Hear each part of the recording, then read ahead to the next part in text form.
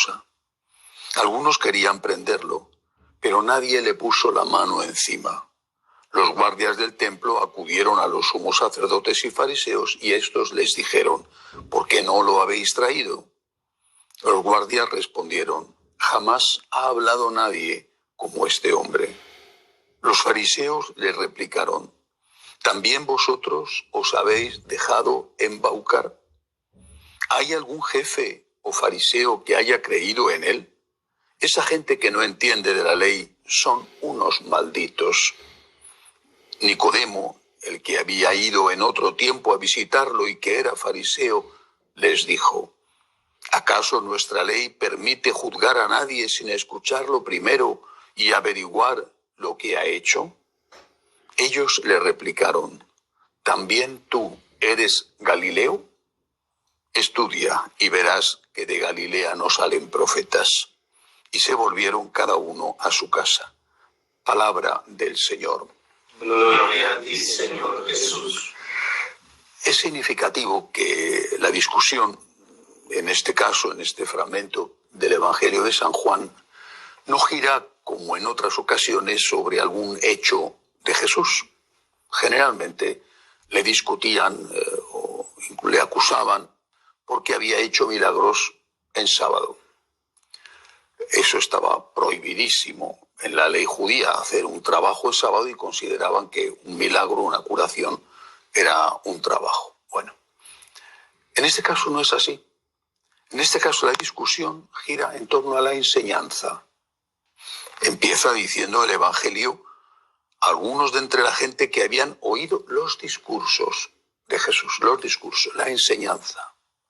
Y después los propios soldados del templo, la guardia que tenían los sumos sacerdotes para mantener el orden dentro de la inmensa estructura que era el templo de Jerusalén, cuando son interrogados por los fariseos y le preguntan por qué no le han apresado, ellos contestan: jamás ha hablado nadie como este hombre.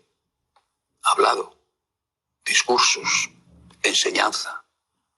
Es decir, el Señor era ya polémico por sus enseñanzas. No eran sus enseñanzas algo que todo el mundo aplaudía. Así que no debe de extrañarnos que las enseñanzas de Cristo sigan siendo causa de polémica. Y del mismo modo que aquellos, unos creían y otros rechazaban, así también hoy unos creen, aceptan las enseñanzas de Jesús y otros las rechazan. Y no podemos pretender, lo mismo que entonces no lo hicieron, no podemos pretender que Jesús modifique sus enseñanzas para contentar a todos, porque es imposible. Somos nosotros los que tenemos que adaptarnos a Dios y no Dios el que tiene que adaptarse a nosotros.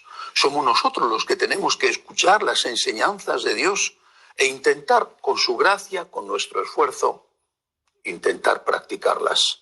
Y no es Dios el que tiene que contentarnos a nosotros modificando sus enseñanzas para que nos gusten o para que no nos cuesten. La polémica siempre ha rodeado a Jesús. Siempre, desde el inicio, y insisto, no solamente porque hacía cosas que chocaban contra aquella mentalidad tan extraña que consideraba malo curar a un enfermo en sábado. No solo eso, eran sus enseñanzas lo que provocaban la división. Y Jesús no cambió esas enseñanzas, no modificó lo que enseñaba. Un ejemplo entre tantos, el ejemplo fue su postura ante el divorcio. Fue tan fuerte el enfrentamiento contra esta costumbre arraigadísima en el pueblo de Israel y en todos los pueblos de alrededor. Fue tan fuerte ese enfrentamiento que hasta los apóstoles llegaron a decirle: si eso es así, no merece la pena casarse. El Señor es Dios. Sus enseñanzas son de Dios. Siempre ha habido polémica con estas enseñanzas y la Iglesia nunca ha cedido. La Iglesia nunca ha aceptado que había que modificar las enseñanzas de Cristo. Es mucho mejor considerarse un pecador y pedir perdón a Dios que considerarse buenísimo porque se ha modificado la moral y se considera que lo que uno hace mal hecho ahora ya es bueno. El pecador, cuando se humilla, es perdonado. El que no pide perdón porque ha logrado drogar su conciencia, no podrá ser perdonado. Que así sea.